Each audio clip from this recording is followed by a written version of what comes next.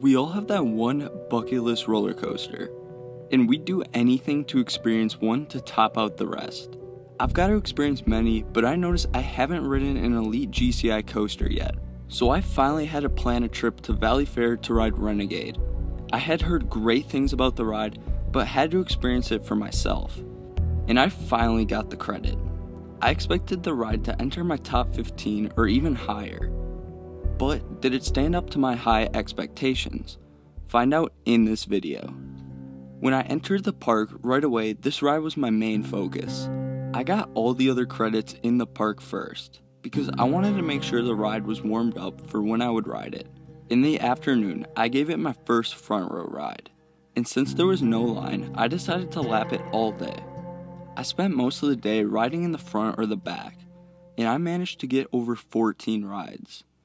The ride just seemed to grow on me the more I would ride it throughout the day. In the early afternoon, my front row rides were great, but not quite elite. By the end of the day, the ride was hauling, and in the back, I got one of the craziest rides I've ever gotten on a roller coaster.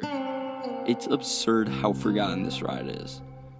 It goes unnoticed in this community, and the hype for me all started after the first drop hit. In the back row, you are forced from one side and yanked back to the other. It's such an odd and unique sensation that isn't found on many other drops. It's probably my second favorite drop on any wooden roller coaster. I really was shocked on how the ride could crank it to 11 after detaching from the lift. And another element that stood out to me was the camelback that followed. It had some very strong airtime by the end of the day, and was more violent than I thought it would be. It had strong airtime by the end of the day and was way more violent than I thought it would be.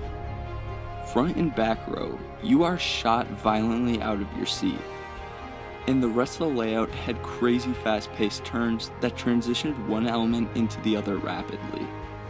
The thing that's insane about this ride layout is that even the most dull elements on the ride isn't a buzzkill, because it almost gives you a break from the insanity. And there's literally no dead spots on the ride. There's no mid-course from the lift hill to the final brakes, and you hold that same speed for what feels like the entire ride. Every airtime pop was strong and a lot better than what I had expected. I finally understood the hype for GCIs. I still just don't understand why the ride doesn't get more hype. It does everything that other rides do that people consider perfect. And to me, this is one of the closer to perfect wooden roller coasters. The only minor thing I would change about the ride would be the roughness. But to me, it doesn't bother me as much as it does to other people. I was still able to marathon the ride throughout my visit, and I'm just glad I finally got to experience this ride for myself after waiting so long. So tell me, what do you guys think of Renegade in the comments? Don't forget to subscribe to the channel and check out my other reviews on roller coasters I've ridden.